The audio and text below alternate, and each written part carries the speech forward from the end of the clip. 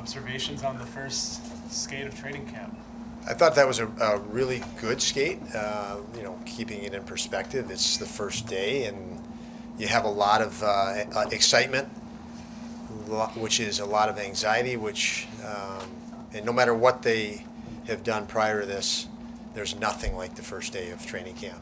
You can train all summer long as these guys do. They come in great shape, but with the anxiety and emotions of the first day, and then knowing you absolutely can't take a shortcut anywhere in a physical battle, you're pretty tired at the end of the first day. It's draining. So I thought it was a good first day. It's a first day. We have, everything we do is a process. So we'll build and continue to progress and demand more and more each day. Having established your message through the course of last season to a team that mostly returns intact, how do you now alter it, or not alter it per se, but build on the message and the foundation that you've established as far as what your expectations are from each team, from the team and each player? Yeah, well, there's a lot to that question. I guess I know why I have the water here, but it is a build. Everything's a build. It's a process. I mentioned to you, this room a lot last year.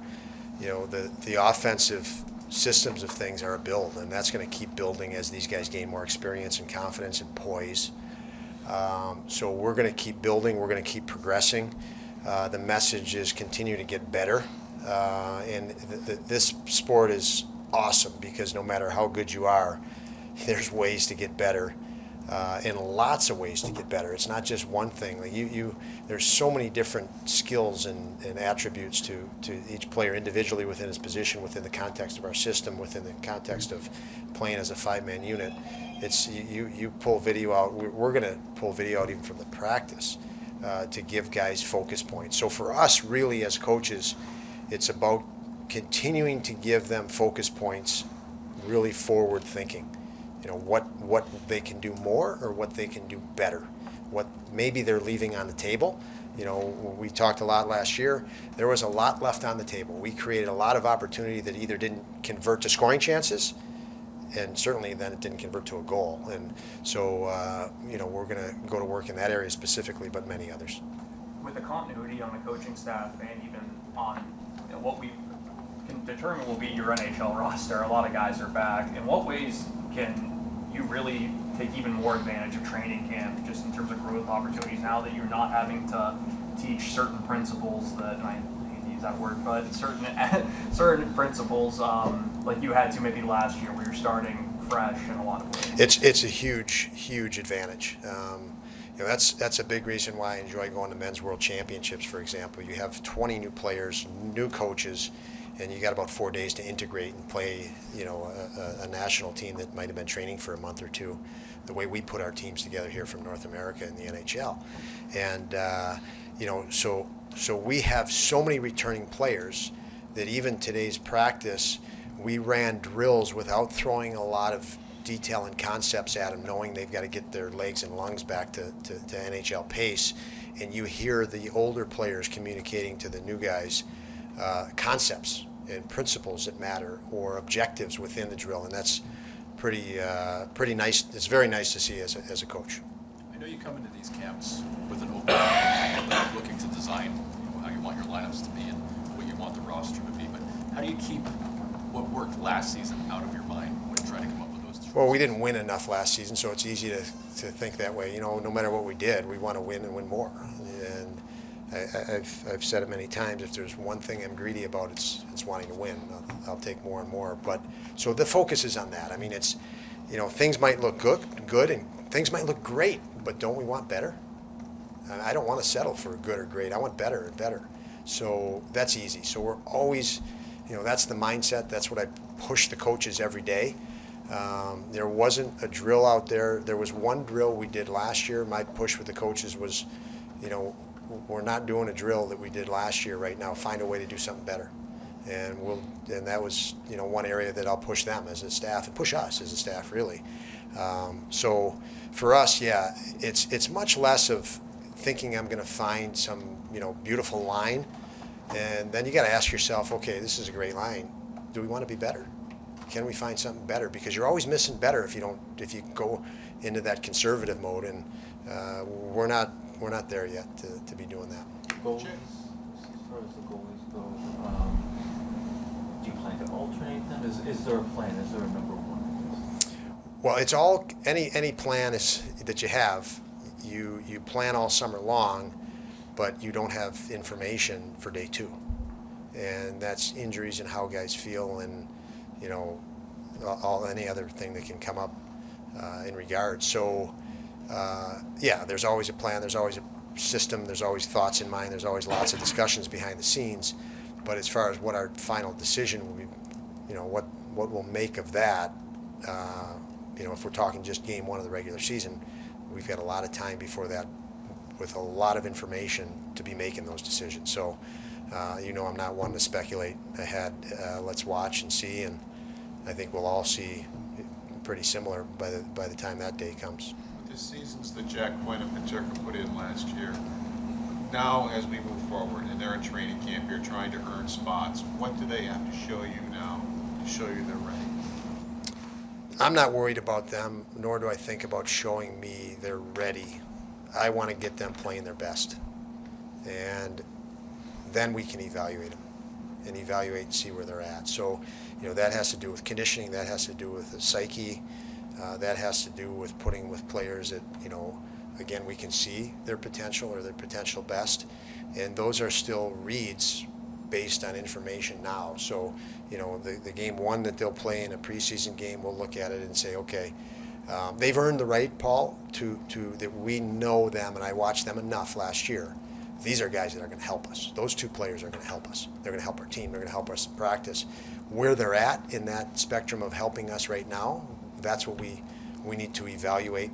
But I want to accelerate that progress just as I want to with every player. But with them, they're going to help us, more and more as they gain experience. They have what we really need to see. They have an appetite for more. They compete really hard. Their ceiling is really high, and they're accomplishing things day by day. Obviously, the relationships I have with Seth.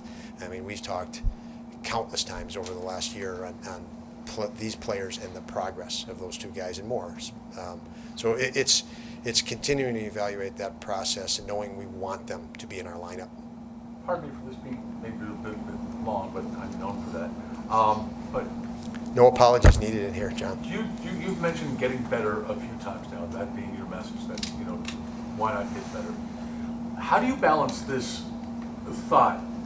Kyle Okposo ended last season believing that there can be a carryover on how you finished last season into this year. But how do you balance that or guard against just saying we show up and we can just pick up where we left off in April? The great question. The carryover has to be the experience.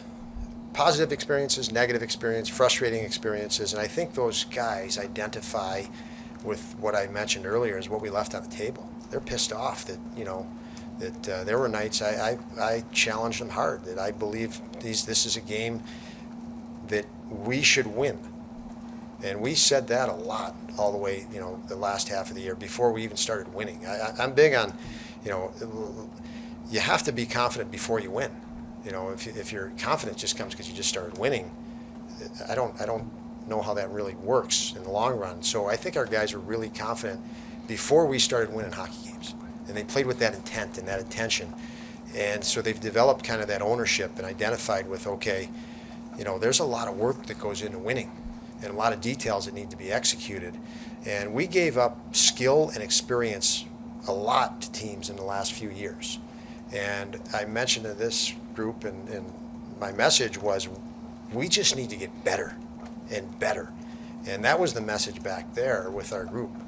And when we get better, we can see that. And now it's we go into games, and I don't think we feel the outcome is going to be decided by skill. That team just has more skill than us. They're going to win. That was almost the mentality and mindset. So now it pisses you off because you're not going to lose the game because of skill. You're going to lose the game because of execution, because of details. And you mentioned Okposo when you say that.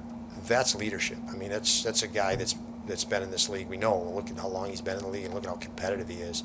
So he knows that. I think that message has gone to the players. So, if we're going to carry something over from last year, I don't think it's the good and the winning. I think it's the taste in your mouth of, we left some stuff on the table, and we need to go after that. Of all the things that this team accomplished last year, that might be the biggest takeaway aside from individual performances? That is accomplishment to me. Like I said, wins will follow. I like the winning is, I guess you can confuse, everybody looks at winning, and that's, and then you talk about success. And I think sometimes you confuse the two, or they sound the same. We're talking about success.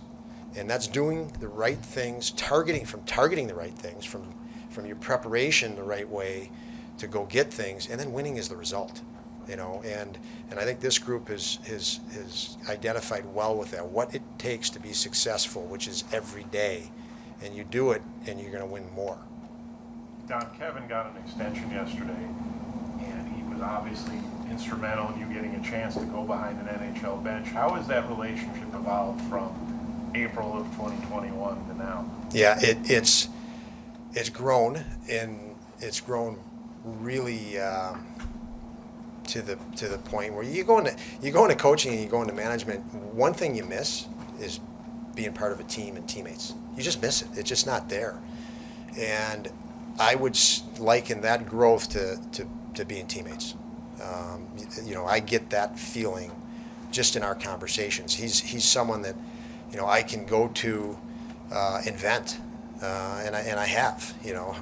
I can't vent to you guys. So it would be pretty interesting. It would be pretty interesting. I'm sure. Yeah, that would be a tough one if I said that, Paul, Mike, let's talk in confidence. That would just kill you not to write what I told you. No, but that's the relationship we have. I need somebody as a coach. I want Kevyn involved as much as he wants to be involved with me. I just talked to him about practice. What were his takeaways? He gave me a couple thoughts. I give him our game plan going in, and he gives me his thoughts after. I don't want to say opinions, because we're trying to figure this out together. And we try different things. And, if I'm wrong, I want somebody that's going to tell me that.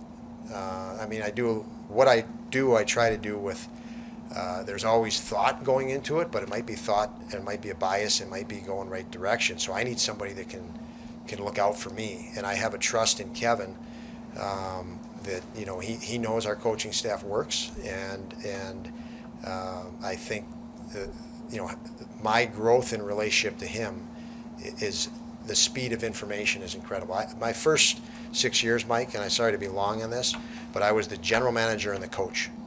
And it was easy to get things done immediately. I obviously I lived it, and being the general manager and the coach, all those coaching and general manager decisions were made like that. Sometimes the two had, no, I won't go into that, but I feel that way now. It's the speed of what we can get to things to move on to the next thing is really, really important. And that's why I feel I need to have a great relationship with him, but it just works. He's a great person. He works hard, and he's an extremely experienced NHL, former player in mind. When you look at what Owen Power was able to do at the end of last year, just how do you work with him as he goes into his first full pro season? Yeah, much like the answer to Peterka and Quinn. I've tracked him for quite a while. He looked great again today. He looked today even, he coaches himself very well. He studies the game. He studies his position. He studies best players. So he's always finding ways to get better or add to his game. I think with him, much like we did at the end of last year, we wanna throw him in there without, we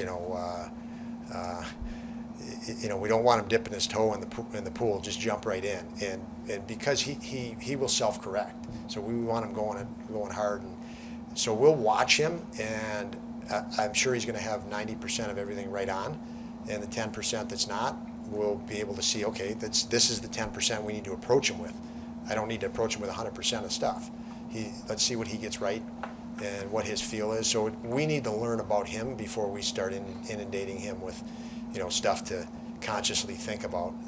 And that's the process with all our guys. I don't want them thinking about us. It's our job to think about them. Tim, what's your thought as you enter camp today now? 2 players. Is Casey Mittelstadt a wing or a center today? And is Dylan Cozens a wing or a center? What is your thought as you enter camp now? Well, just I'll turn that back to you. Why are they one or the other? And that's just the way we think. And why would we convince ourselves that they're one or the other? We don't want to limit. That's limiting. I know it might seem like, well, you could argue it's not limiting because this guy's a better centerman. But for them to have that flexibility, because they can, both those players specifically now, shifted now specifically because they both have attributes that if you shift them to either position within a game or within a game, they're dangerous in different ways at center, and they're dangerous in different ways on the wing, and it's impressive, and they're growing in both. So that's pretty exciting. So I don't know what we'll do. When you have the line combinations for us, we have 5, 6, 12 lines in camp. So we have a lot of young guys, and I thought the rookies were really good in the prospect camp or the rookie tournament. I want to integrate some of the rookies with the guys that have been here. So that's preventing us from getting to lines. I think once we hit in October, you're going to see us move more toward line combinations as we prepare for that game, the opener, I should say.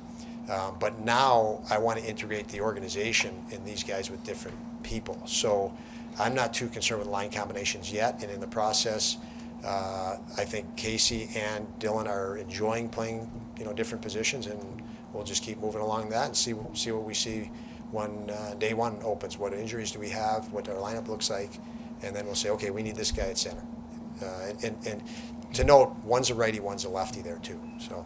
How have you seen the experience that Rasmus Dahlin gained last season in a much more bigger role influence, build upon his confidence, and what do you see the next steps for Rasmus now that he has all that experience and then going into this is his 5th training camp?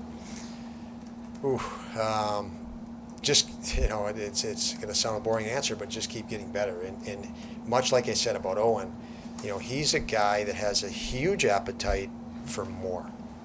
He's immersed in the moment and the next moment that he has control of in preparation. He doesn't get too far ahead of himself.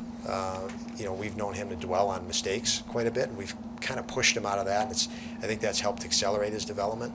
But I know he went in the summer, and I said it to many people. I don't think I said it to this group, but even the success of defensemen in the NHL playoffs.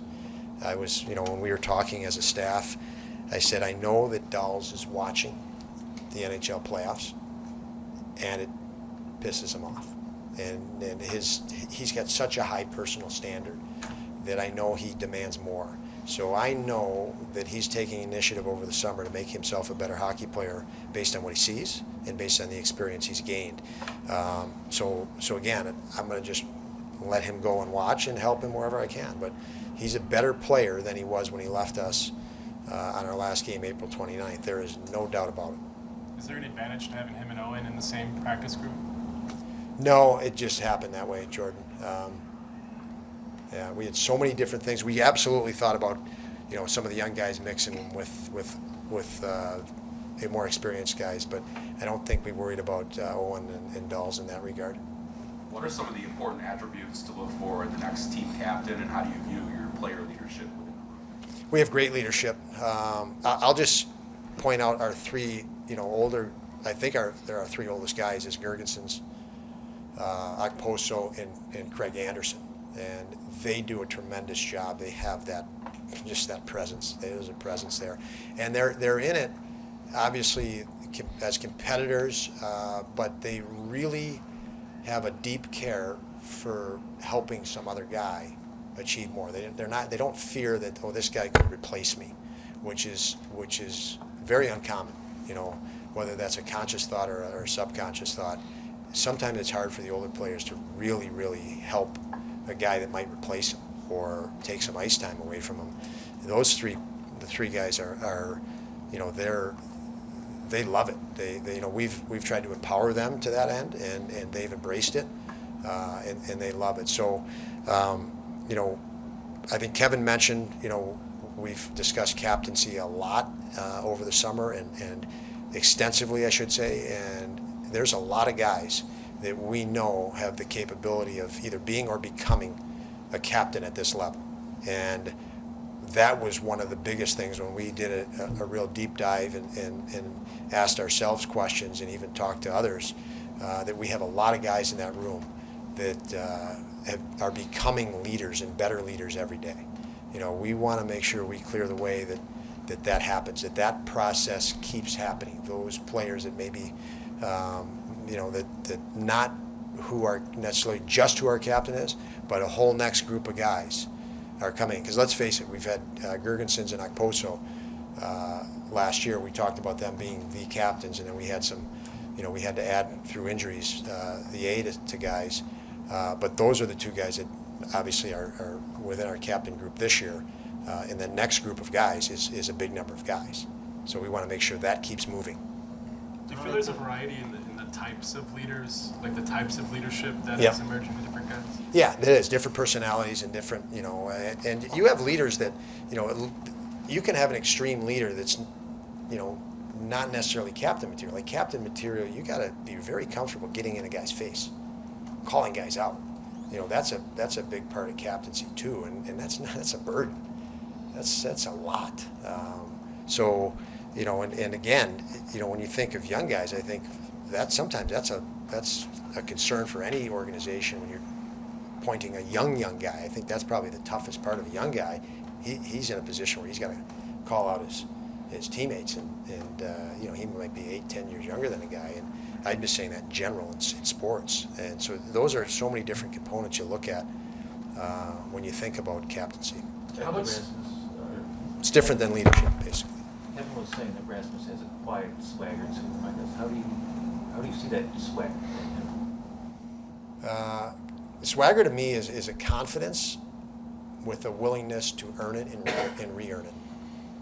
You know, it's when you're cocky and you're, you know, you don't maybe you don't feel you have to earn it. You've earned it already. You know, Rasmus is willing to earn it. So when he chirps even a teammate in practice, he'll go harder than that. He knows. He'll challenge the guy in practice and call him out, and then he'll hop in line and go one-on-one against him and say, I'll show you what I'm talking about. You're not going hard enough, and you're not competing hard enough.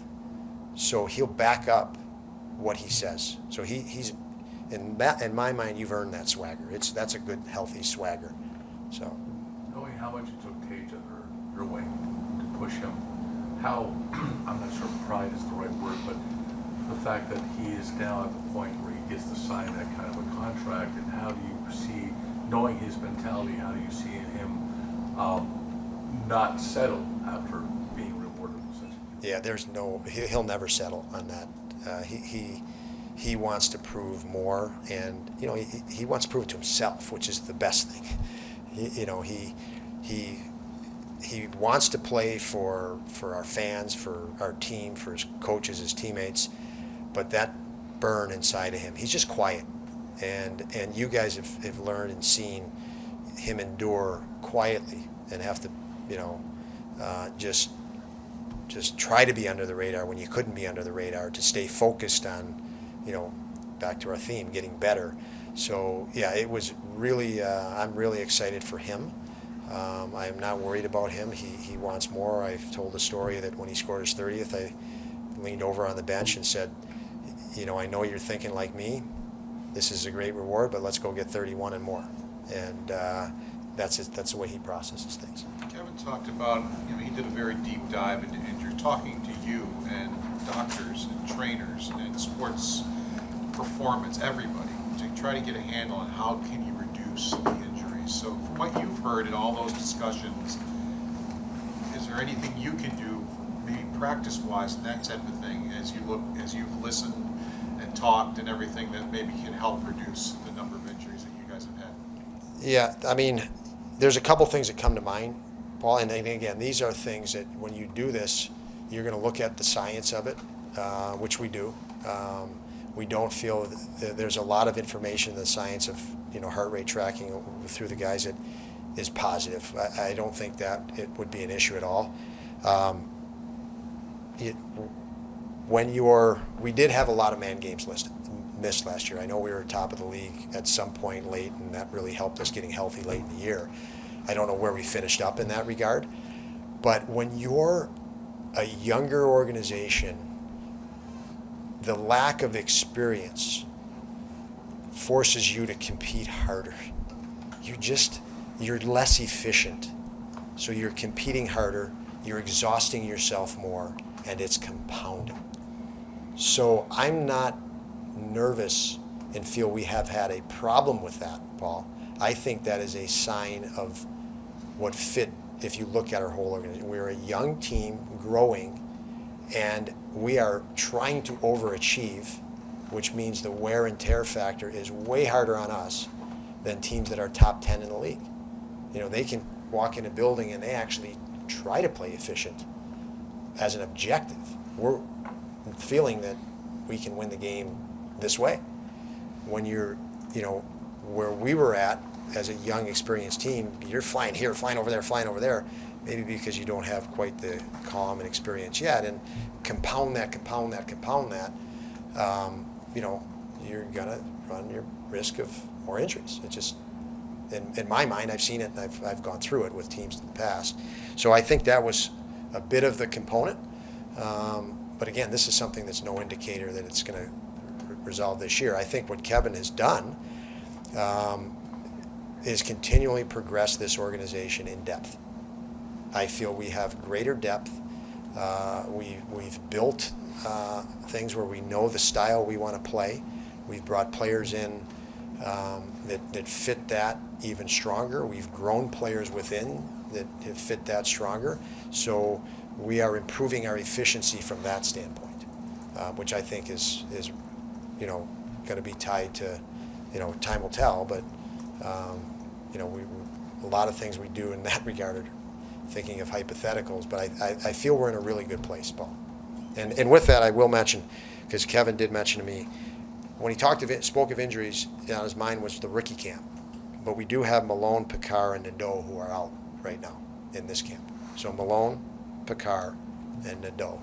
How long from Malone? We don't know. Malone is on the ice skating with Mike Ansell, working his way back to practice now in full contact. Josh Will. I don't have any reports on details, Paul. So. I think Kevin mentioned. Oh, okay, yeah. Yeah, he's not on my list. Is there a timetable for today?